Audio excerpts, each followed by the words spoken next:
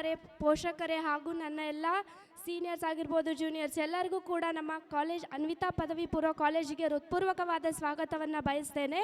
Shrimati Ayyamma Bhimanagouda Badarli memorial charitable trust Sindhanur, Anvita ಪದವಿ ಪೂರ್ವ college Sindhanur, ವಿದ್ಯಾ ಸಂಸ್ಕಾರ ಸಮೂಹ ಶಿಕ್ಷಣ ಸಂಸ್ಥೆಗಳು ಸಿಂಧನೂರು ವತಿಯಿಂದ ಈ ಒಂದು ಸಂಸ್ಕಾರ ಸಂಭ್ರಮವನ್ನು ನಾವು ಒಂದು ಆಯೋಜನೆ ಮಾಡಿದ್ದು. ನಮ್ಮ ಕಾಲೇಜಿನ ಧ್ಯೇಯನೇ ಹೇಳುವಂತೇನೆ ವಿದ್ಯಾ ಸಂಸ್ಕಾರ ಅಂತೇಳಿ ಇಟ್ಟಿದ್ದಾರೆ. ವಿದ್ಯೆಯೊಂದಿಗೆ ಸಂಸ್ಕಾರವನ್ನು ಸೇರಿ ಕೊಡಬೇಕು ಅಂತೇಳಿ ಈ ಒಂದು ಕಾಂಪಿಟೇಟಿವ್ ಯುಗದಲ್ಲಿ ನಮಗೆ ವಿದ್ಯೆಯಲ್ಲಿ ಕೊರತೆ ಆಗ್ತಾ ಇಲ್ಲ, ಸಂಸ್ಕಾರದಲ್ಲಿ ಕೊರತೆ ಆಗ್ತಾ ಇದೆ ಅಂತಕ್ಕಂಥದ್ದನ್ನು ತಿಳಿದಂಥ ನಮ್ಮ ಅಧ್ಯಕ್ಷರು ನಮ್ಮ ಕಾಲೇಜಿನ ಲೋಗೋವನ್ನು ವಿದ್ಯಾ ಸಂಸ್ಕಾರ ಅಂತೇಳಿ ಇಟ್ಟಿದ್ದಾರೆ.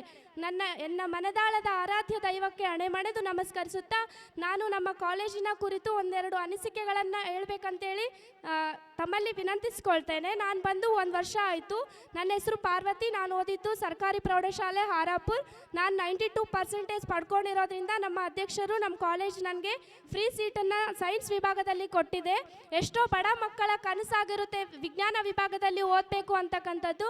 ಆದರೆ ಬಡ ಮಕ್ಕಳಾಗಿರೋದ್ರಿಂದ, ನಾವು ಬಡತನದಲ್ಲಿ ಬಂದಿರೋದ್ರಿಂದ ನಮ್ಮ ಅಧ್ಯಕ್ಷರು ಏನು ಹೇಳ್ತಾರೆ ಅಂತಂದರೆ, ಯಾವುದೇ ಒಂದು ನಿಮಗೆ ವಿಭಾಗದಲ್ಲಿ ಇಷ್ಟ ಇರಲಿ, ನೀವು ಓದುವಂಥವ್ರಾಗ್ರಿ, ನೀವು ದುಡ್ಡಿನ ಯೋಚನೆಯನ್ನು ಮಾಡೋಕ್ಕೆ ಹೋಗ್ಬೇಡ್ರಿ. ಯಾಕಂದರೆ ನಮಗಿವತ್ತು ವಿದ್ಯೆ ಎಷ್ಟು ಇಂಪಾರ್ಟೆಂಟು ಅದೇ ರೀತಿಯಾಗಿ ಸಂಸ್ಕಾರ ಕೂಡ ಅಷ್ಟೇ ಇಂಪಾರ್ಟೆಂಟು. ನಾವಿವತ್ತು ಹೊರಗಡೆ ಹೋಗ್ತೀವಿ ಅಂತಂದರೆ ನಮ್ಗೆ ಎಷ್ಟು ಓದಿದೆಯಾ ಅಂತ ಹೇಳಿ ಯಾರೂ ಕೇಳಂಗಿಲ್ಲ, ನಾವೆಷ್ಟು ಸಂಸ್ಕಾರವಂತರಾಗಿದ್ದೀವಿ ಅಂತೇಳಿ ಕೇಳ್ತಾರೆ ಹೊರತು ವಿದ್ಯೆಯನ್ನು ಎಷ್ಟು ಪಡ್ಕೊಂಡಿದ್ರೆ ಏನು ಪ್ರಯೋಜನ. ಇವತ್ತು ನಾವೆಲ್ಲ ನೋಡ್ತಿರೋ ಹಾಗೇ ನಮ್ಮ ಸಿಂಧೂರಲ್ಲಿ ಅನಾಥಾಶ್ರಮಗಳು, ವೃದ್ಧಾಶ್ರಮಗಳು ಹೆಚ್ಚಾಗ್ತಾ ಇದ್ದಾವೆ. ಈ ಒಂದು ತಲೆಯನ್ನು ತುಂಬಿಕೊಂಡು ನಮ್ಮ ಅಧ್ಯಕ್ಷರು ಏನು ಹೇಳ್ತಾರೆ ಅಂದರೆ, ನಾವು ವಿದ್ಯೆಯನ್ನು ಎಷ್ಟು ಕೊಡ್ತೀವೋ ನಮಗೆ ಇವತ್ತಿನ ಯುಗದಲ್ಲಿ ವಿದ್ಯೆ ಎಷ್ಟು ಇಂಪಾರ್ಟೆಂಟು ಅದೇ ರೀತಿಯಾಗಿ ಸಂಸ್ಕಾರ ಕೂಡ ಅಷ್ಟೇ ಇಂಪಾರ್ಟೆಂಟು. ಅಂದರೆ ನಮ್ಮ ಕಾಲೇಜಿಗೆ ನಾವು ಬೆಳಗ್ಗೆಯಿಂದ ಬಸ್ ಪ್ರಾಬ್ಲಮ್ ಆಗುತ್ತೆ ಅಂತೇಳಿ ಕಾಲೇಜಿಗೆ ಬಸ್ಸನ್ನು ಫ್ರೀಯಾಗಿ ಕೊಟ್ಟಿದ್ದಾರೆ. ಬಂದ ತಕ್ಷಣ ನಾವು ತಂದೆ ತಾಯಿ ಜೊತೆ ಹೇಗೆ ನಡ್ಕೋಬೇಕು, ಹಿರಿಯರ ಜೊತೆ ಹೇಗೆ ನಡ್ಕೋಬೇಕು, ಯಾವ ರೀತಿಯಾಗಿ ನಮ್ಮ ಓದಿರಬೇಕು, ಮತ್ತು ನಾವು ಓದಿದ್ದು ಆದಮೇಲೆ ನಾವು ಒಂದು ಮುಂದೆ ದೊಡ್ಡ ಲೆವೆಲ್ಲಿಗೆ ಹೋದ್ಮೇಲೆ ಕೂಡ ನಮ್ಮ ತಂದೆ ತಾಯಿನ ಹೇಗೆ ನೋಡ್ಕೋತೀವಿ ಅನ್ನೋದು ಕೂಡ ತುಂಬಾ ಇಂಪಾರ್ಟೆಂಟ್ ಆಗುತ್ತೆ.